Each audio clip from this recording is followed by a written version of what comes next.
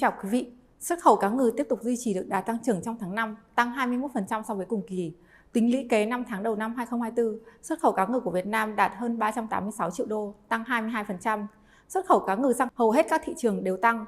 Trong đó, hai thị trường lớn nhất là Mỹ và EU ghi nhận sự tăng trưởng lần lượt là 22% và 36%.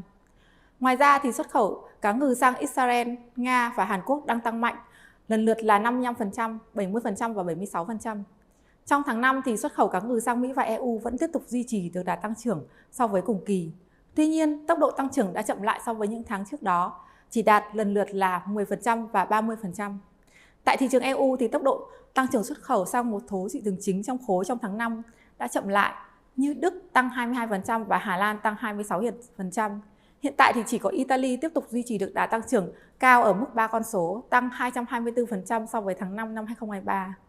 Theo các doanh nghiệp, thì xuất khẩu cá ngừ của Việt Nam sang EU khó mà duy trì được tốc độ tăng trưởng này trong nửa cuối năm, khi hạn ngạch ưu đãi thuế quan đã được sử dụng hết.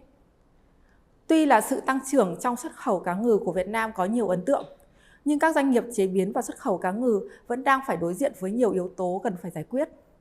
Cụ thể là trong cơ cấu giá trị xuất khẩu cá ngừ của Việt Nam những năm gần đây, có tới hơn 50% giá trị được tạo ra từ nguồn nguyên liệu nhập khẩu, do khai thác cá ngừ trong nước không đủ đáp ứng nhu cầu cho chế biến xuất khẩu và không ổn định. Trong khi đó, thì nhiều doanh nghiệp đang phản ánh khó có thể làm giấy xác nhận nguyên liệu SC và cho nguồn nguyên liệu khai thác trong nước.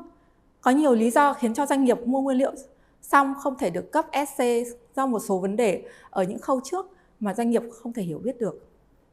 Do đó, Bộ Nông nghiệp và Phát triển Nông thôn cần phải xem xét sửa đổi quy định để có thể cấp giấy xác nhận nguyên liệu SC ngay cho doanh nghiệp khi đã hoàn thành việc bốc dỡ nguyên liệu từ tàu cá, có sự giám sát của nhân viên cảng về chủng loại, về khối lượng.